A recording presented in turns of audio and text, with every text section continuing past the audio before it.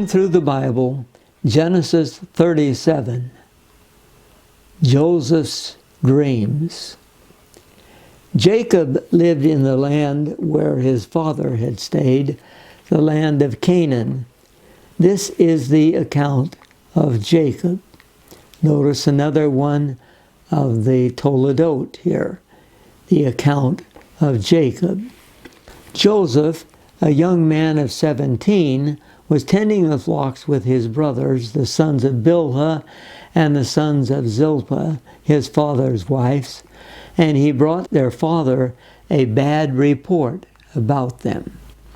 Now Israel loved Joseph more than any of his other sons, because he had been born to him in his old age, and he made a richly ornamented robe for him.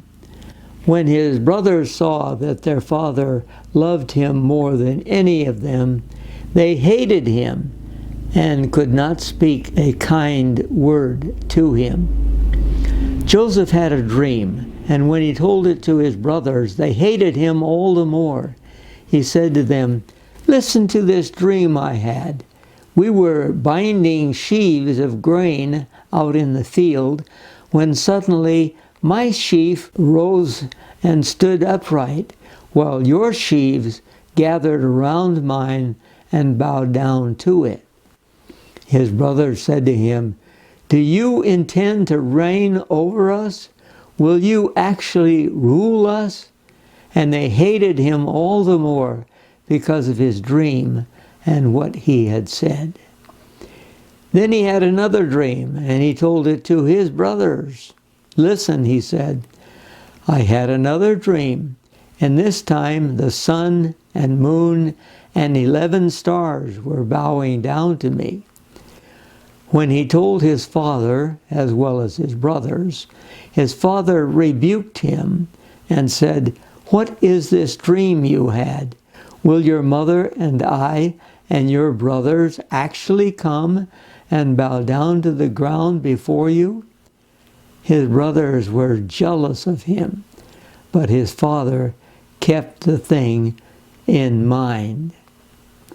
Notice that Joseph has 2 dreams, and it is easy for him to interpret what the dreams mean. Now he's going to be able to translate or interpret other dreams by the baker and the cupbearer in Egypt, and the dreams of Pharaoh. So he is given the ability to interpret. Now in verse 12 we continue this story, and you notice that Jacob has made a special coat for his son Joseph. This is not a coat of many colors, as we usually assume. It is embroidered and it is lengthy, so that when he's wearing it, he probably is not working. And so this causes jealousy among his brothers as well. Now in verse 12, now his brothers had gone to graze their father's flocks near Shechem. And Israel said to Joseph, "As you know, your brothers are grazing the flocks near Shechem. Come, I am going to send you to them." "Very well," he replied. So he said to him, "Go and see if all is well with your brothers and with the flocks, and bring word back to me." So he sent him off from the valley of Hebron. When Joseph arrived at Shechem, a man found him wandering around in the fields and asked him, "What are you looking for?" He replied, "I am looking for my brothers. Can you tell me where they are grazing their flocks?" "They have moved on from here," the man answered. "I heard them say, 'Let's go to Dothan.'" So Joseph went after his brothers and found them near Dothan. But they saw him in the distance, and before he reached them, they plotted to kill him. "Here comes that dreamer," they said to each other. "Come now, Let's kill him and throw him into one of these cisterns and say that a ferocious animal devoured him. Then we'll see what comes of his dreams." When Reuben heard this, he tried to rescue him from their hands. "Let's not take his life," he said. "Don't shed any blood. Throw him into the cistern here in the desert, but don't lay a hand on him." Reuben said this to rescue him from them and take him back to his father. So when Joseph came to his brothers, they stripped him of his robe, the richly ornamented robe he was wearing, and they took him and threw him into the cistern. Now the cistern was empty. There was no water in it. As they sat down to eat their meal, they looked up and saw a caravan of Ishmaelites coming from Gilead. Their camels were loaded with spices, balm, and myrrh, and they were on their way to take them down to Egypt. Judah said to his brothers, "What will we gain if we kill our brother and cover up his blood? Come, let's sell him to the Ishmaelites and not lay our hands on him.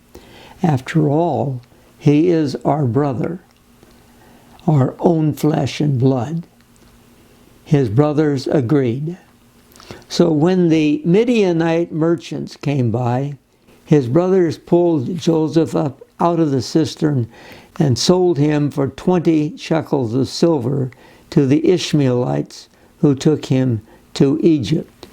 Now you notice that we have both Midianites mentioned and Ishmaelites. The Midianites are probably the traders, and the Ishmaelites are the ones who have the caravan. So they are working together to take products to Egypt. In verse 29, when Reuben returned to the cistern and saw that Joseph was not there, he tore his clothes. He went back to his brothers and said, "The boy isn't there. Where can I turn now?" Then they got Joseph's robe, slaughtered a goat, and dipped the robe in the blood. They took the ornamented robe back to their father and said, "We found this. Examine it to see whether it is your son's robe."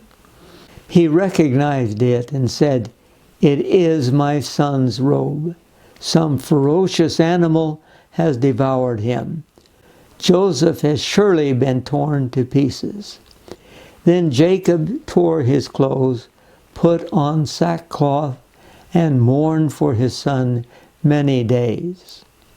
All his sons and daughters came to comfort him, but he refused to be comforted. "No," he said, "in mourning will I go down to the grave to my son." So his father wept for him. Meanwhile, the Midianites sold Joseph in Egypt to Potiphar, one of Pharaoh's officials, the captain of the guard. Now you notice that Joseph is sent to his brothers, and they are not the ones that he was with before. Before he was with the sons of Bilhah and Zilpah. Now he is with all of the brothers, with the exception of Benjamin. And they are determined to get rid of him because they hate him. Not only is he favored by his father, but he has these dreams that indicate they are going to bow down to him. And so they take the robe and they show it to their father and give him the impression that Joseph is dead. Now you will notice that in the next chapter there is also this same deceit where something is shown and the person is asked to recognize it. So Joseph is now in Egypt, and we'll see what happens to him. But there is an event that transpires before that, one that is very difficult for chronology. It's going to be the story of Judah and his sons And it takes a long period of time for these sons to grow up and for these events to transpire. But it is put in here sort of as a teaser. You have Joseph, you sell him into Egypt, and then you leave him, talk about something else, and then come back again. Good storytelling style. Very good style.